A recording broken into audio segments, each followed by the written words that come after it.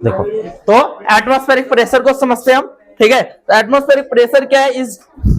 Is the pressure of exerted weight of the air, ठीक है। देखो, एयर का वेट कितना है इन द अर्थ, उसी से डिपेंड होगा कि उसका प्रेशर कितना है। बात समझ में? अभी थोड़ी देर पहले मैंने क्वेश्चन पूछा था आप लोग से, देखो इस टाइम पे क्या हॉट एरिया है, गर्म है, गर्म होगा तो क्या होगा? एयर का वेट हल्का होगा। अरे हल्का क्यों होगा? क्योंकि उसमें नमी नहीं होगी, नमी नहीं होगी तो एयर का हॉट क्या होगा? हल्का होगा कि नहीं होगा? एयर का हॉट हल्का होने के चलते वो किधर मूवमेंट कर रहा है? जमीन की तरफ। लेकिन इस केस में क्या है? कोल्ड एयर है, तो कोल्ड एयर क्यों होगा? क्योंकि उसमें बरसात की, अभी कोल्ड क्यों है? अभी ठंडा है ना। क्यों है? क्यों ठंडा? क्योंकि एयर में क्या है? नमी है, ह्यूमिडिटी है ना, ह्यूमिडिटी है, ठीक है। इसने अभी देखो बताया, देखो weight of the air in the earth, ठीक है, atmospheric on the surface. Atmospheric surface ये आपका, ये क्या हमारा सरफेस है, ठीक है। और किसके ऊपर डिपेंड है? वेट, एयर का वेट कितना है, दिखाया भी। देखो, जब वार्म एयर था तो नीचे की तरफ हो रहा था, और जब कोल्ड एयर था तो मतलब जब उसका वेट ज्यादा है तो ऊपर की तरफ जा रहा है, और वेट जब उसका कम है तो नीचे की तरफ होता है। समझ में आया? अगला देखते हैं, मेजरमेंट क्या है। अब मेजरमेंट इसको कैसे किया जा सकता है? तो जैसे सी लेवल में एटमॉस्फेरिक प्रेशर जो होता है, एक अंदाजे से कितना होता है बताओ? 1,1325 पास्कल, ठीक है, या 1 एटमॉस्फेयर बोल सकते हैं इसको। क्या बोल सकते हैं? 1 एटमॉस्फेयर। की कॉन्सेप्ट क्या है देखते हैं एक बार। Atmospheric pressure decrease with the altitude as there less air above the exact pressure. Less air, ठीक है, जब लेस एयर होगा तो क्या हो जाएगा? एटमॉस्फेरिक प्रेशर भी घट जाएगा, ठीक है। अब इसका हमारी बॉडी के ऊपर क्या असर पड़ता है? मैंने ऑलरेडी पहले भी आप लोगों को बता रखा है कि हमारी बॉडी का भी क्या होता है? प्रेशर ज्यादा होता है, क्योंकि ब्लड मूवमेंट करता है कि नहीं करता है, ठीक है। यदि बाहर का प्रेशर थोड़ा बहुत भी कम हुआ ना तो हमारा ब्लड फाड़ के बाहर निकल जाएगा, क्योंकि उसका प्रेशर क्या होता है? ज्यादा होता है। तो हमारी बॉडी का प्रेशर ज्यादा है और बाहर भी प्रेशर, तो दोनों को दाब के रखता है। बाहर वाला प्रेशर जो होता है वो हमारे ब्लड को क्या करता है? अंदर में है दाब के रखता है, जिसके कारण ब्लड का फ्लो हमारी बॉडी के अंदर आसानी से हो पाता है। क्योंकि सिर्फ उसी का प्रेशर होता तो क्या होता? तेजी से प्रेशर मारता है। सपोज दैट कभी पानी चालू किया हो बहुत तेजी से, तो कितना तेजी से पानी फेंकता है। या प्रेशर वाला देखा है वो पाइप कैसे भगता है, भगता है कि नहीं भगता? तो उतनी ही तेजी से हमारे ब्लड का फ्लो भी होता है। देखो समझते हैं, our body exert an internal pressure. हमारी बॉडी के अंदर क्या होता है? प्रेशर होता है। दैट्स बैलेंस एक्सटर्नल एटमॉस्फेरिक, इसीलिए क्या बैलेंस कर पाता है? हाँ, तो यदि बाहर का प्रेशर किसी रीजन से कम हो गया ना, आपका ब्लड वेजल फटने लग जाएंगे। जैसे बम ब्लास्ट होता है ना, वैसे फट के खून पिएगा। यदि बाहर का प्रेशर क्या हुआ? यदि लो हो गया या ज्यादा हो गया। अंतरिक्ष में यही चीजें तो होती है, वहां प्रेशर है नहीं, ठीक है, इसीलिए वहां पर हमेशा जैसे खुले में रखते हैं तो उनकी हालत खराब हो जाती है। ऑक्सीजन भी नहीं है और एटमॉस्फेरिक प्रेशर भी नहीं है, ठीक है। अगला समझते हैं, अब एग्जांपल देखते हैं एटमॉस्फेरिक प्रेशर डेली लाइफ में। इसको कैसे यूज करते हैं डेली लाइफ में? देखो कुछ समझ में आ रहा है? नहीं आ रहा है? अरे क्या हो रहा है? वो कोल्ड ड्रिंक पी रहा है बैठे बैठे, ठीक है, लेकिन किसकी वजह से पी पा रहा है? प्रेशर की वजह से, पाइप की वजह से नहीं, ठीक है। ये सपोर्टेड, चलो गिलास भी मुंह में लगाते थोड़ा ना पानी अंदर चला जाएगा, जब तक कि आप उसको खींचते नहीं हो, ठीक है, सक नहीं करते हो उसको, तब तक वो अंदर नहीं जाएगा, ठीक है। ये पाइप लगा देने से अंदर नहीं जाएगा, अंदर से उसको प्रेशर भी डालना पड़ेगा, अंदर की तरफ उसको खींचना पड़ेगा, तब जाके क्या होगा? वो अंदर जाएगा, ठीक है। देखो समझते हैं, तो एक हमारा सक्शन कप्स होता है, ठीक है। एक सक्शन कप्स होता है कि जो इसी टाइप का बनाया होता है जिसमें प्रेशर हम डाल सकते हैं, ठीक है। Because atmospheric pressure is hold in place when air, ठीक है, रिमूव फ्रॉम द इनसाइड, ठीक है। तो वो सक्शन कप लगाया जाता है, जिसके कारण, सक्शन कप मतलब बैलून देखा है? अब बैलून के अंदर मुझे हवा भरना होता है, कैसे भरूंगा?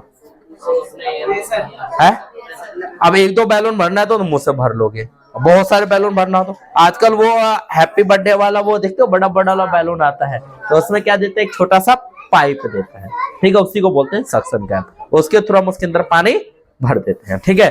और ये हमारा क्या, by sucking your lower air pressure in the side the straw, straw के द्वारा हम प्रेशर को ऊपर खींच लेते हैं। उसके बाद आता है force and pressure. Application, application का मतलब कि हम इनको कहां पे यूज कर सकते हैं, ठीक है, इनको हम कहां पे यूज कर सकते हैं। देखो तो पहला कहां यूज करते हैं, कटिंग टूल्स में।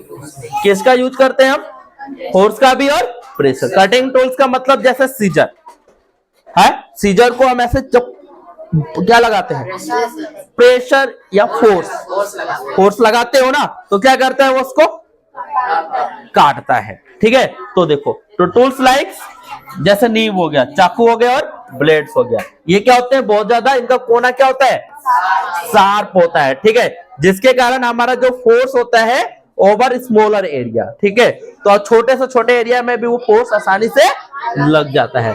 Creating the high pressure and making cutting easier, और इसी के कारण हम क्या होता है, उसको आसानी से काट सकते हैं, ठीक है। अब आता है हाइड्रोक्लोरिक ब्रेक्स इन व्हीकल्स। व्हीकल्स जानते हो, हाइड्रोक्लोरिक ब्रेक्स, एक बार ब्रेक पे ना हम बढ़िया से क्लास लेंगे कि वो ब्रेक कैसे लगता है।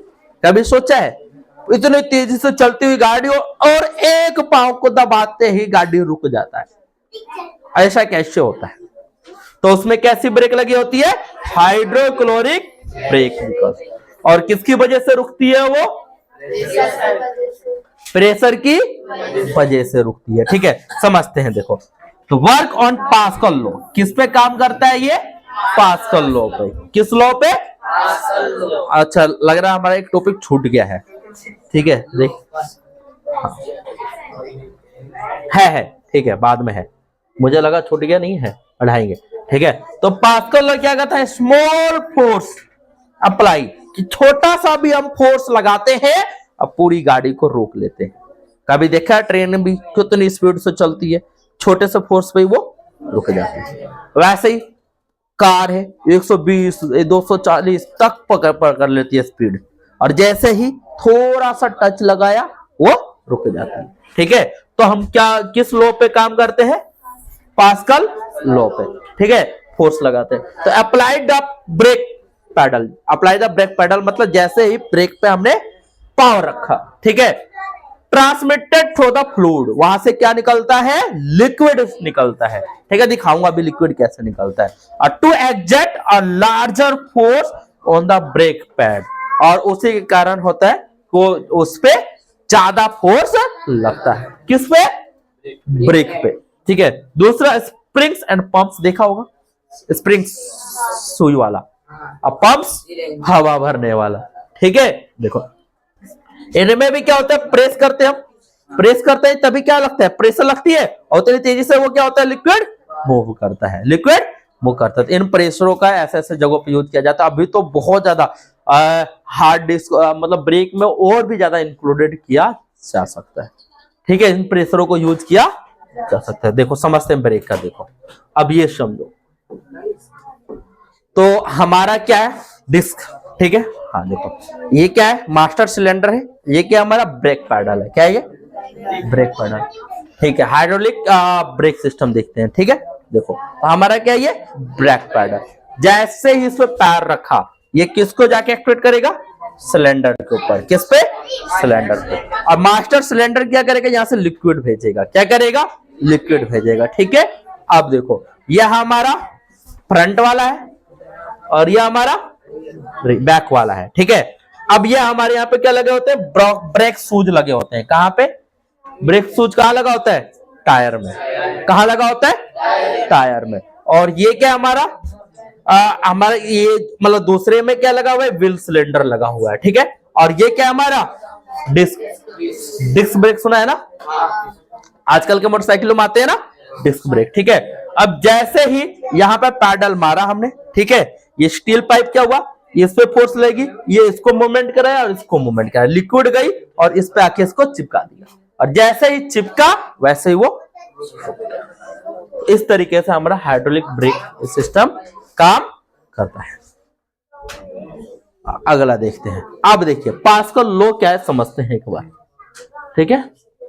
पास्कल लॉ क्या है समझते हैं। देखो तो स्टेटमेंट क्या है पास्कल, हाँ पहले समझो, इस बॉल्स के अंदर देखते हैं क्या होता है। तो देखो हम जैसे ही इसके ऊपर फोर्स लगा रहे हैं, देखो pressure apply on one point of liquid, यदि हम किसी भी लिक्विड के एक पॉइंट पे प्रेशर लगाते हैं तो transmits equally in all direction, वो लिक्विड के सभी डायरेक्शन में ट्रांसफर हो जाता है, ठीक है। कल हम देख रहे थे, कल आपने वो टैंकर दिखाया था आप लोगों को डायग्राम में कि एक जगह भी फोर्स लग रही थी तो फोर्स चारों तरफ फैल रहा था। इसी लॉ को क्या बोलते हैं पास्कल लॉ कहते हैं। चलो समझते हैं।